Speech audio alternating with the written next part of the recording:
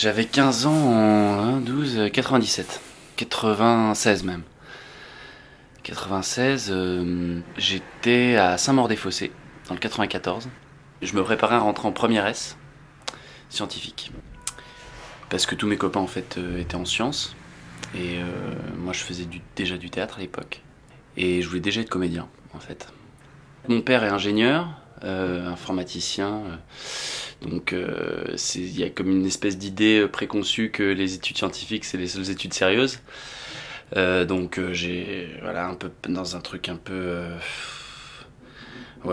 qui m'appartenait pas vraiment en fait. J'ai décidé de faire S.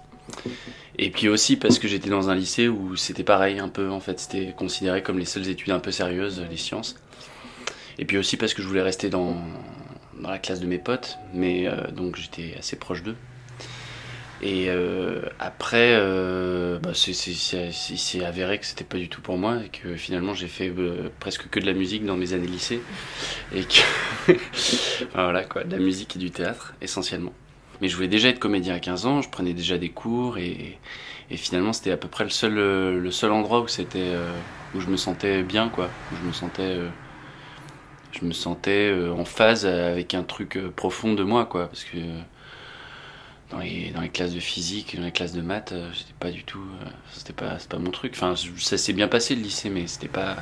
Il y a une sensation d'inadéquation, un truc qui est pas du tout. Et puis finalement ça s'est confirmé.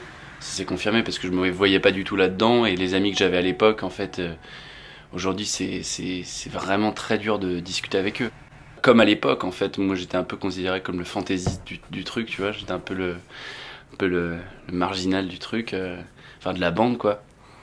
Et tout comme à l'époque, en fait, c'est toujours aussi difficile d'arriver à communiquer là-dessus, ce qui est un peu dommage parce que quand même, enfin même le théâtre, je sais pas si j'avais cette utopie-là à l'époque, mais quand même je crois que je me disais que j'espérais quand même faire un théâtre qui parlerait même à des gens qui sont pas du tout, enfin je veux dire qui n'ont pas forcément ni d'accès à la culture, mais pas forcément même pour des raisons de niveau social, parce que c'était des gens qui étaient quand même assez petits bourgeois, donc mais j'espérais quand même que voilà, que ce que j'allais faire allait pouvoir toucher aussi des gens comme eux. Et bon, déjà c'était à l'époque où j'en faisais, c'était le seul endroit où j'avais l'impression de pas exercer un truc, de me faire plaisir. Et je me disais si je peux, enfin c'est très basique en fait comme explication, mais je me disais si je fais ça, c'est-à-dire que je vais gagner ma vie en ne m'emmerdant jamais quoi, en me faisant plaisir quoi. Et alors après c'est vrai que j'ai toujours eu le goût des histoires, le goût des, enfin déjà, très jeune j'ai le goût des fictions, des histoires, des personnages. C'était raconter des histoires vraiment. Vraiment. Après, je crois que quand j'avais 15 ans, c'est-à-dire que je voulais être acteur, mais je voulais être comédien, mais finalement la réalité de ce que je vis aujourd'hui, c'est-à-dire que ça me semble fou aujourd'hui d'avoir voulu être comédien, sachant que ce que je suis aujourd'hui, c'est, même si je suis devenu comédien, c'est quand même extrêmement différent de ce que j'imaginais du métier en fait. Je crois que j'imaginais que ce serait exactement la même chose que les cours de théâtre, quoi. Que tous les samedis, je me retrouverais avec mes potes, et un truc comme ça, ouais. Que ce serait aussi simple, quoi. Que ce serait aussi simple qu'on serait là en train de... je veux dire, à cette époque-là, en plus, on travaillait que des scènes, tu vois, donc on faisait pas vraiment de spectacle, donc c'était un truc vraiment bon enfant où on cherchait... Et d'ailleurs, même par moments, enfin, dans le travail... je trouve c'est assez génial quand il reste quand même quelque chose de ça, quelque chose de cette aussi de cette insouciance du truc où aussi tu connais rien au théâtre, donc tu sais pas ce qui se fait, ce qui se fait pas. Et d'ailleurs même par jeu, moi très souvent, enfin encore aujourd'hui, j'essaie de faire comme si je savais pas dans quel cadre j'étais quoi, dans quel cadre. Enfin par exemple si je suis en train de jouer une tragédie, je fais comme si je savais pas ce que c'était qu'une tragédie quoi. Et du coup ça me rappelle aussi un peu un truc de cette époque-là. Donc je crois que j'étais un peu là-dedans quoi. Et puis bon après je crois que c'était un peu l'île aux enfants quoi, ce que j'imaginais. Enfin tu vois, j'imaginais pas que je devrais faire les déclarations acédiques tous les mois, tu vois, ces trucs-là quoi. Je savais juste que c'était très dur. Je crois que je savais juste que c'était dur de gagner sa vie en tant qu'acteur, que c'était un truc que c'était dur et je pensais pas du tout. Enfin ça me semblait déjà, je me disais déjà si j'arrive à vivre de ça, ce sera génial quoi. Ce sera ce serait immense, quoi. J'ai demandé à mes parents quand même de m'inscrire dans un cours de théâtre, donc c'est quand même eux qui ont facilité ça. Après, je pense que quand même le fait que je leur en ai parlé tôt, pile à cette période-là, quoi, 14-15 ans, leur dire que j'avais vraiment envie de faire du théâtre, je crois que ça a quand même facilité un truc, alors que c'est pas vraiment une famille d'artistes. Donc ils se sont fait à l'idée en fait progressivement.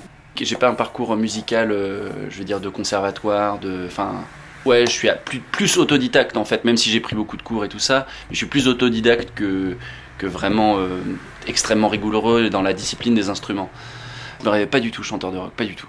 Pas du tout, parce qu'en plus la musique pour moi c'est aussi un territoire, et c'était déjà, quand j'ai commencé la musique, enfin quand j'ai commencé vraiment la musique, parce que j'ai commencé tout jeune, mais quand j'ai commencé vraiment, pour moi le déclic ça a été la guitare, pile à cet âge-là, 15 ans.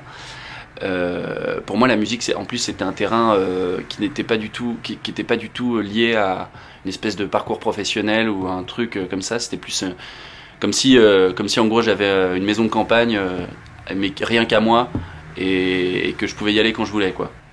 Je trouve que c'est rare dans les spectacles de théâtre qu'il y ait une chose aussi forte et spontanée et directe qu'un geste musical, quoi, en fait. Je trouve ça beaucoup plus dur avec un texte. Par exemple cet été j'étais en Inde et j'avais une guitare avec moi et le fait et la guitare ça parle, c'est-à-dire que même si les gens parlent pas ta langue, ils disent vas-y joue un truc, et tu joues un truc et immédiatement il y a un truc qui se crée. Mais ça m'a aidé à cet âge-là, c'était génial parce que j'étais pas forcément. J'étais dans un groupe aussi, et il y a des gens qui avaient aussi et d'ailleurs ils ont eu des vies qui sont très différentes de la mienne, quoi. C'est-à-dire que les gens que je fréquentais quand j'avais 15 ans, aujourd'hui ils sont tous mariés, ils ont des mômes, quoi. Tous, à mon âge, j'ai 27 ans, tu vois, ils sont tous comme ça.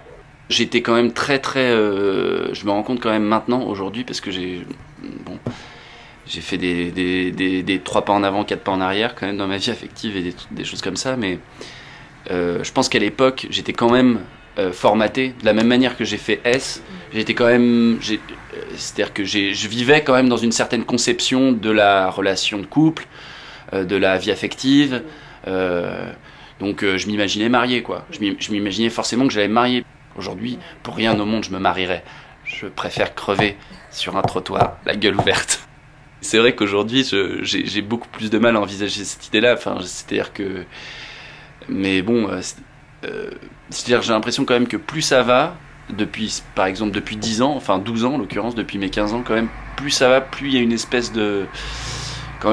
d'harmonie, je cherche plutôt une harmonie, harmonie dans le sens, quelque chose de personnel, qui soit à la fois personnel dans ma vie, on va dire avec des gros guillemets artistique, et dans ma vie sentimentale, et surtout quelque chose qui m'appartiennent réellement, qui m'appartiennent en propre, mais qui soit pas une espèce de chose plaquée. C'est-à-dire si je me marie et si j'ai 3 enfants et si on habite à Nogent-sur-Marne, je préfère le choisir, tu vois. Mais ça a été quand même tout un chemin, quoi. Tout un chemin pour moi de me libérer de ça depuis mes 15 ans, même par rapport à plein de choses, quoi. Plein de choses, aux mœurs dans le couple, à ce que c'est que l'amour, à comment on donne de l'amour, aussi à se défaire de l'idée de l'amour qui va de pair avec une forme de sacrifice, plein de choses comme ça en fait, qui sont des champs d'investigation que bizarrement on n'investit pas de la même manière du tout à 15 ans forcément. Alors je crois que quand j'avais 15 ans j'étais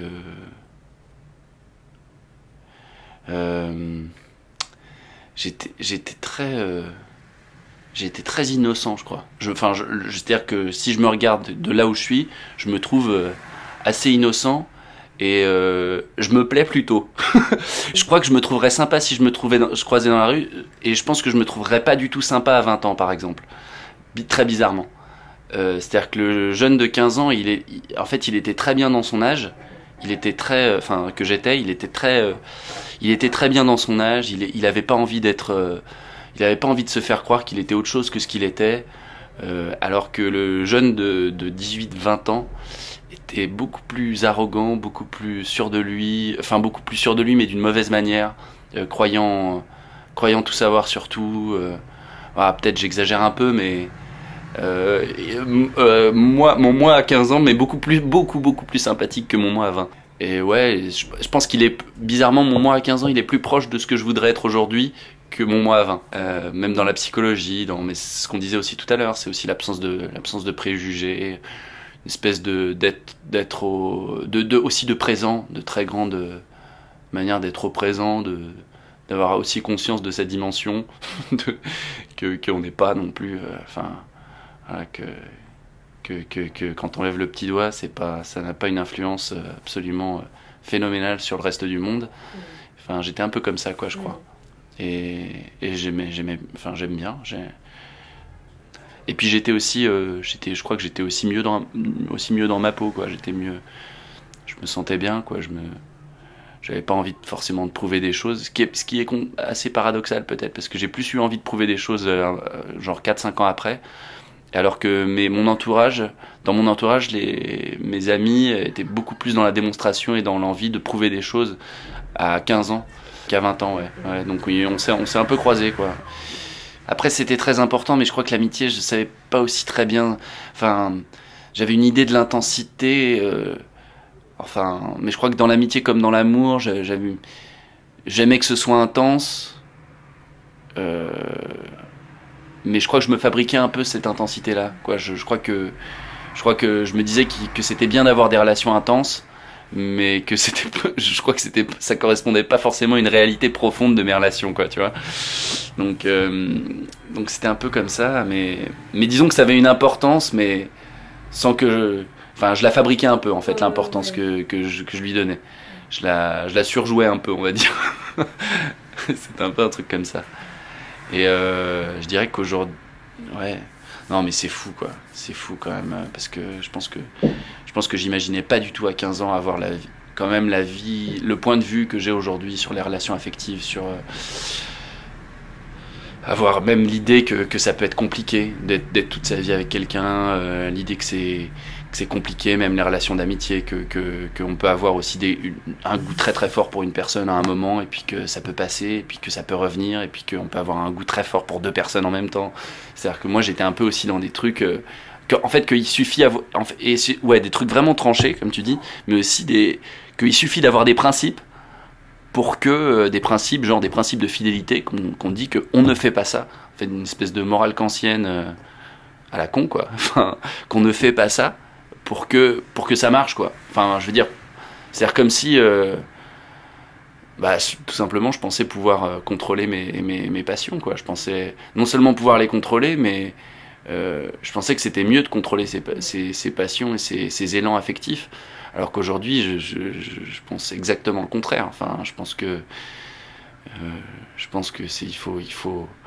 il faut aller à l'opposé de la frustration, et c'est vrai qu'à 15 ans je me préparais une vie, même si c'est un peu contradictoire avec ce que je dis, mais je me préparais un début de vie adulte rempli de frustration, au nom de certains principes moraux. J'avais envie de faire du théâtre, mais comme je te disais, comme j'étais quand j'avais 15 ans, j'avais envie de faire presque le métier le plus simple qui soit, quoi. Enfin, ce qui veut pas dire qu'il est pas complexe. Une chose vraiment aussi simple, qui pouvait être aussi simple et belle qu'une conversation, quoi. Et je crois toujours un peu à ça, quoi. Enfin, je crois toujours, j'y crois toujours. Enfin, quand Philippe Béraudot dit sur Castel Jaloux, on est arrivé au lac de Clarens, moi ça me bouleverse, quoi. Je suis à côté de lui, et quand il dit ça, ça me bouleverse absolument, parce qu'il dit ça et on y est. Mais quand ce mec-là dit ça, putain de merde, il a dit ça et on y est. C'est de la magie, quoi. Je crois que j'aurais toujours ça, quoi. Donc c'était ça l'envie que j'avais, je crois, en fait, à 15 ans. De dire un truc et que les gens le voient, et que ce soit aussi évident que ça, ouais.